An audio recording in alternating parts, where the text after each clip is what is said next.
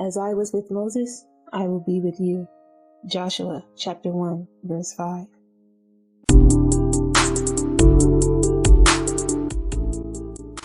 This video is for those who may be nervous, anxious, fearful, or might have any negative feelings about doing the will of God. Maybe God has told you to do something and you're afraid of the outcome, or you absolutely do not want to do the assignment because of fear of what someone may say or think. This is a word of encouragement for you. In the book of Exodus, chapters 2 to 4, the Israelites were being enslaved and oppressed by the Egyptians. So God commanded Moses to go to Pharaoh and bring the Israelites out of Egypt. Now at this point, Moses was a fugitive because 40 years prior, he had to flee from Egypt because he killed an Egyptian man for mistreating his people. And when Pharaoh found out about it, he went after Moses. And now, God is telling Moses to go back to Egypt and assured him that those who sought his life had passed away. So he didn't have to worry about being persecuted.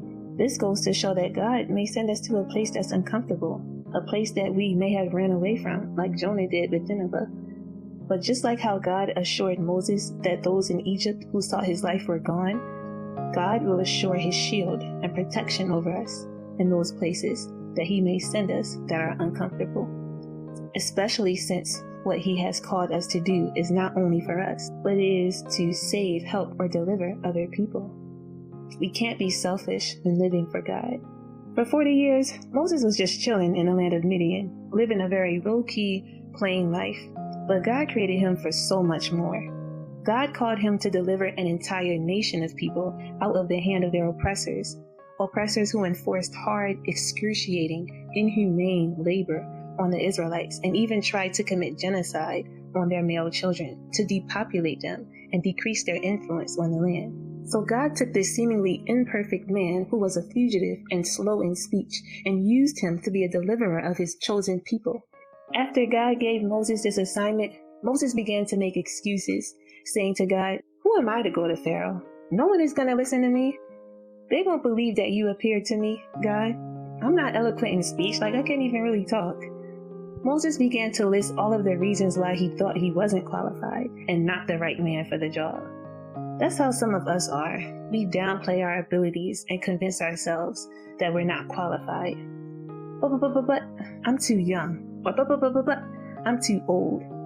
For those of you who think you're too old, one thing to note since we're talking about Moses is that he was 80 years old when God assigned him to go before Pharaoh and bring the Israelites out of Egypt. So Moses wasn't no spring chicken. He was an aged man when God called him to do this major thing. So let this be encouragement for those of you who may feel like you're too old or that it's too late for you. As long as you have breath in your body, it's not too late. If God saw fit for you to wake up today, that means he still has a plan for your life. God is very intentional. He doesn't do things for no reason. There's always a purpose behind what he does. Psalms 147 verse 4 says that God determines the number of the stars and calls them each by name. In Luke chapter 12 verse 7, Jesus said even the hairs on your head are numbered. So if God is intentional about the number of the stars and their names, if he's intentional about the number of hairs on your head, then surely he's intentional about every aspect of your life. Some may tell themselves, I'm not important. What skills do I have? I'm not as talented as the others. But there are several examples in the Bible where God used those you would least expect to do great things for his kingdom. We have Jacob's son, Joseph, who although he was the 11th son, God exalted him above his older brothers, and he went from being a slave to practically a king. David was so overlooked by his family that even his own father didn't consider him as possibly being anointed as king. He was just a shepherd boy. But guess what? God took that shepherd boy and had him kill a whole giant and save his people from one of their biggest enemies and made him the ruler over God's chosen nation. Paul went from being a persecutor of God's people to then becoming an apostle of God, and now his writings are read and studied by Christians and believers to this day. Shoot, they even downplayed Jesus. They said, "What wisdom was given to him that even mighty works are done by his hands? What manner of man is this? Even the wind and seas obey him." Hold up, wait a minute, is this Mary's boy, the carpenter's son, James, Judah, and Simon and them's brother? Where you get all this wisdom and power from? Psalms 113 verses 7 through 8 says, God raises up the poor out of the dust and lifts the needy out of the dunghill, that he may set him with princes, even with the princes of his people. Do you know what God's response to Moses was after Moses told him that he's not eloquent in speech? God said, who made man's mouth? I am your creator. Don't tell me what you can't do. Don't you know that if I called you to do something, I've also equipped you with the tools and everything that you need to get the job done? You don't even have to worry about guessing or scrambling for what to say. God told Moses, I will give you what to say. In him we live, in him we move, and in him we have our being. God has given us everything that we need that pertains to life and godliness through our knowledge of him. Having confidence and boldness in doing the will of God comes with the understanding of knowing that all of your strength, all of your capabilities, and all of your power comes from the Most High God, the King of Kings, the authority, the source of all power and might. Our abilities do not come from us because it is God who made us and not we ourselves. His strength is made perfect in our weakness. Whatever we need, we can find it in him. He has given us power, love, and a sound mind. His defense is before us, and he won't let us fall. Some of you may have experienced what I'm about to share. There were several times where I and some of my family were on the highway, and then when we got to one area, all of a sudden it would rain really hard.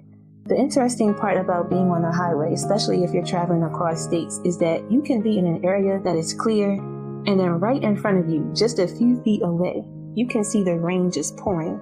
But where you are is dry, but as you're going forward, you see that you're about to drive into this waterfall of rain. So there were times where I would be in the car with some of my family and the rain was just pouring to the point where we couldn't really see anything. And admittedly, I was scared and kind of nervous in that situation because we were on the highway and we couldn't see. But then as we continued to move forward down the road, we eventually got to a place where the rain finally let up and the sun may have peeked out. And then we reached to the point where we could see and everything was all good.